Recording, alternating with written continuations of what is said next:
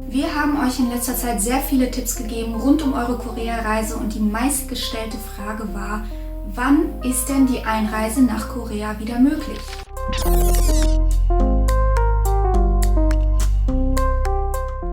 Hallo und herzlich willkommen zu einem neuen Video von uns. Ich bin heute alleine und heute erzähle ich euch ein wenig über die jetzige Lage mit dem Virus in Korea und wann denn voraussichtlich die Einreise wieder möglich sein wird. Heute kam die Nachricht, dass Korea leider Gottes die höchste Fallzahl an täglichen Coronavirus-Fällen hatte seit Anfang der Pandemie. Am Mittwoch, dem 7.7.2021, hat Korea die Zahl der Corona-Infektionen von 1240 überstiegen.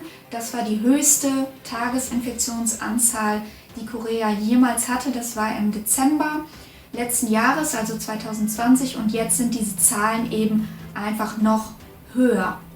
Die meisten Infizierten sind in der Altersgruppe zwischen 20 und 30, also eher jüngere Leute, die eben noch nicht geimpft wurden. Und die Behörden sagen, dass das der Beginn der 4. Corona-Welle in Korea ist. Fast 85% der gesamten neuen Infektionen haben eben den Ursprung in Seoul, also in der Hauptstadt. 85% ist schon echt eine happige Zahl, aber ist auch klar irgendwo, weil in Seoul über 22 Millionen Menschen leben. Es ist einfach logisch, dass sich das dort schneller verbreitet als zum Beispiel in irgendwelchen anderen Provinzen, Dörfchen, wo halt nur sehr wenige Leute leben. Der Ursprung dieser 4. Welle wird in 3 verschiedenen Orten gesehen. Also zum einen ist da einmal eine englische Sprachschule, dort gab es über 300 Neuinfektionen. Dann gab es eine Grundschule in Incheon, die innerhalb von 2 Tagen, glaube ich, 40 Fälle hatte. Das klingt erstmal nicht viel, aber die sind immer noch dabei, alles zurückzuverfolgen und zu gucken, wo die Leute sich eben aufgehalten haben. Es kann sein, dass da bald auch die Nachricht kommt, dass es auch dort nochmal viel mehr Infektionen gab, als jetzt überhaupt bekannt ist. Der Hauptgrund wird aber in einem Kaufhaus in Gangnam gesehen. Das ist eins der beliebtesten Kaufhäuser in ganz Südkorea, kann man eigentlich sagen. Und dort gab es eben Dutzende Fälle, die gemeldet wurden und auch auf allen Etagen. Das ist so ein riesiges Kaufhaus mit den mehreren Etagen eben. Und auf jeder dieser Etagen wurden eben mehrere Fälle quasi gemeldet. Das Kaufhaus steht jetzt auch sehr in der Kritik, weil normalerweise ist es in Korea ja immer so gewesen, seit Anfang der Pandemie, dass man überall einen QR-Code einscannen musste und man so eben sehr gut immer nachverfolgen konnte, wo die Leute sich jeweils aufgehalten haben. Und damit hatten die ja auch lange Zeit das Virus sehr gut im Griff. Dieses Kaufhaus hatte diese Regel allerdings nicht, was jetzt natürlich sehr tragisch ist. Es wurde komplett quasi evakuiert. Das Kaufhaus ist jetzt geschlossen. Alle Mitarbeiter mussten sich testen lassen und sitzen jetzt auch auf Quarantäne. Also sogar wenn der Test negativ war, das ist ja auch immer nur für ein paar Stunden dieses negative Testergebnis. Es kann sein, dass innerhalb von 24 Stunden man doch Symptome zeigt und doch den Virus in sich trägt und eben doch andere Leute anstecken kann. Deshalb sitzen die jetzt alle auf Quarantäne und jetzt ist eigentlich die ganze Stadt dabei herauszufinden, wer innerhalb dieses Zeitraums quasi sich in diesem Kaufhaus aufgehalten hat. Und die Leute müssen sich alle testen lassen. Nachdem diese Häufung der Corona-Fälle bekannt wurde, gaben die Behörden auch dann bekannt, dass die jetzt diese Testzentren noch erweitern wollen und auch mehr Orte innerhalb Seouls und generell innerhalb Koreas aufbauen möchten, damit die Leute es noch einfacher haben, sich zu testen, weil das ist jetzt natürlich Priorität Nummer 1, das möglichst einzudämmen, damit es nicht noch mehr Neuinfektionen pro Tag gibt. Falls das Video bis jetzt hilfreich für euch war und ihr mehr Informationen haben wollt über Korea, wenn ihr Reisetipps haben wollt zu Korea oder wenn ihr einfach über K-Pop und K-Drama quatschen wollt, dann bitte abonniert doch unseren Kanal. Das ist absolut gratis für euch, das kostet euch gar nichts. Aber wir wissen dann einfach, welche Videos euch gefallen und welche Videos ihr von uns haben wollt. und können so auch besseren Content für euch bieten. Das wäre also wirklich super hilfreich für uns und bietet euch ja auch einen Mehrwert. Das ist jetzt natürlich besonders bitter für die Leute, die eine Reise nach Korea geplant haben oder zum Beispiel aufgrund eines Auslandssemesters gerne dahin wollten. Denn es sah ja so aus, als würde sich die Lage langsam wieder so ein bisschen beruhigen. Vor 3 Wochen kam sogar die Nachricht, dass Korea die Quarantänepflicht, diese 2-wöchige Quarantänepflicht für Ausländer, für bestimmte Personengruppen aufheben möchte. Also einmal für Leute, die beruflich zum Beispiel dorthin müssen, weil die zum Beispiel für den Staat arbeiten, für Leute mit koreanischer Staatsbürgerschaft, die sich vorher im Ausland aufgehalten haben und auch für Leute, die ja zum Beispiel ein Auslandssemester oder so dort machen möchten. Das allerdings nur, wenn man vollständig geimpft ist und auch nur mit bestimmten Impfstoffen. Also zum Beispiel dieser Impfstoff aus Russland, Sputnik heißt der, glaube ich, der ist in Korea nicht zugelassen. Also da gab es auch bestimmte Kriterien dafür. Und diese neue Regelung sollte eigentlich ab dem 1. Juli 2021 in Kraft treten, wurde dann aber aufgrund der neuen Corona-Infektionszahlen natürlich nicht gemacht. Ist logisch.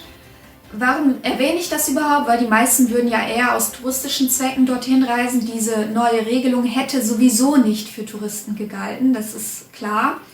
Aber das war so ein kleiner Hoffnungsschimmer, dass die Leute wirklich gedacht haben, okay, so langsam beruhigt sich das, so langsam lockern die ja auch wieder diese Einreisebestimmungen. Und wenn jetzt schon so eine Ausnahme gemacht wird für bestimmte Personengruppen, wird es ja bestimmt auch in Zukunft so sein, in ein paar Monaten vielleicht, dass dann auch Touristen wieder einreisen können. Erstmal Pustekuchen, Leute, ihr müsst euch noch ein wenig gedulden. Das ist natürlich schade und das ist natürlich blöd.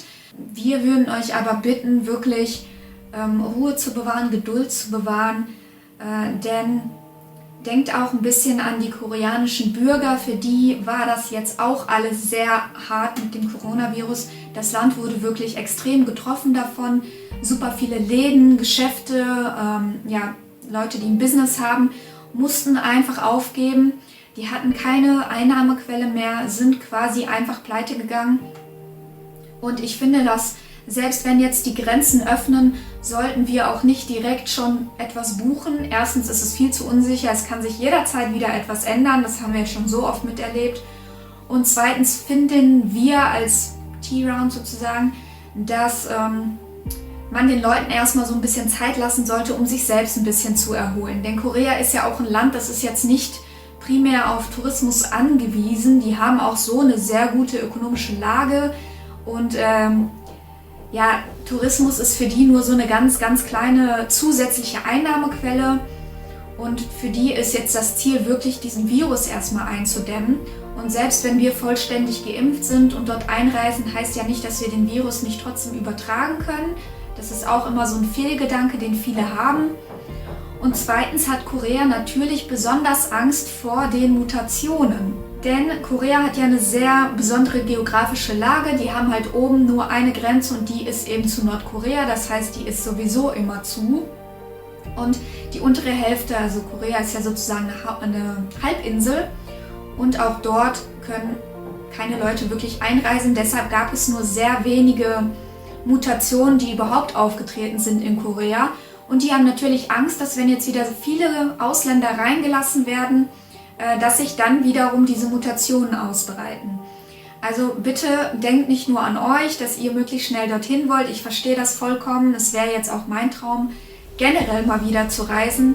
Aber man muss halt auch ein bisschen gucken, ja, und das auch respektieren, dass die Leute das vielleicht nicht ganz so positiv sehen, wenn man dort jetzt als Tourist auftaucht. Hat jetzt auch nichts mit Rassismus oder so zu tun. Die Leute haben halt einfach Angst und ich verstehe das, weil das ist nicht nur irgendeine Angst, das sind tatsächliche Existenzängste, die die Leute dort teilweise haben. Ja, kann man jetzt sagen, wann es wieder möglich sein wird, nach Korea zu reisen? Nein, kann man nicht. Also man kann keine 100%ige Aussage treffen. Was macht Korea jetzt, um dieses Virus wieder einzudämmen? Die versuchen jetzt natürlich fleißig weiter zu impfen. Wie gesagt, sind die jetzt erst bei den Prioritätsgruppen angekommen, also 60- bis 70-Jährige und hatten auch lange Zeit Probleme mit dem Impfstoff. Deshalb kam jetzt vor kurzem die Nachricht, dass die ein Abkommen mit Israel geschlossen haben, dass die von denen 700.000 Impfdosen des Pfizer-Impfstoffes bekommen. Aber im Gegensatz dazu sollen die dann gegen September, Oktober dieselbe Menge an Impfstoff wieder zurück an Israel schicken. Wenn ihr euch jetzt fragt, wie das geht, ich habe das auch erst nicht verstanden. Korea hat schon Impfstoff bestellt, dort gab es aber Lieferschwierigkeiten und die bekommen diesen Impfstoff eben erst gegen Oktober, brauchen aber jetzt wegen dieser 4. Welle natürlich nochmal mehr Impfstoff. Deshalb haben die dieses Abkommen eben gemacht und wenn dann diese Lieferung im Oktober ankommt, dann werden die das quasi erstmal zurück an Israel schicken. Deren Hauptpriorität ist einfach jetzt momentan die Lage einzudämmen, zu verbessern, damit das Virus sich nicht noch weiter ausbreitet. Wie gesagt, denkt bitte einfach auch an die koreanischen Bürger, die haben es sehr, sehr hart momentan und es ist ja auch auszuhalten, wenn man nicht gerade jetzt nach Korea reist. Ich meine, ich verstehe das, wir würden jetzt alle wahrscheinlich gerne reisen und einfach ja, unseren Traum erfüllen, Seoul zu sehen oder Südkorea generell zu sehen. Aber habt das bitte, bitte wirklich in meinem Hinterkopf, dass wenn ihr Korea wirklich liebt, dann zeigt ihr damit viel mehr euren Respekt, wenn ihr jetzt erstmal ein bisschen aufs Reisen verzichtet sozusagen. Zumal ihr werdet dort jetzt auch nicht die beste Experience haben, denn es wird wahrscheinlich sowieso Einschränkungen geben und das wird einfach nicht so viel Spaß machen wie ohne Einschränkungen, ist ja ganz klar. Ja, das Einzige, was wir jetzt machen können, ist eigentlich alle an einem Strang zu ziehen, also ich meine wirklich die ganze Weltbevölkerung, um zu versuchen, dieses Virus eben einzudämmen. Und dann wird das hoffentlich auch wieder alles und dann wird man auch hoffentlich wieder normal reisen können. Oder wir finden einen Weg, einfach damit zu leben, das irgendwie zu umgehen vielleicht. Ich weiß es nicht, aber ja, ich wollte unbedingt dieses Video machen, auch wenn ich heute alleine bin, weil wie gesagt diese Frage halt einfach sehr, sehr oft kam. Und ich kann leider nichts anderes sagen, als ihr müsst euch noch gedulden. Tut mir sehr leid. Aber das ist nun mal die jetzige Lage. Ich hoffe, das Video war hilfreich für euch. Falls euch das gefallen hat, gebt uns bitte ein Like dafür. Und es wäre super nett, falls ihr unseren Kanal auch abonnieren könntet. Dann seid ihr immer auf dem neuesten Stand. Und wir sehen uns dann im nächsten Video hoffentlich wieder ein etwas fröhlicheres Video mit positiven Nachrichten. Wir sehen uns. Tschüss!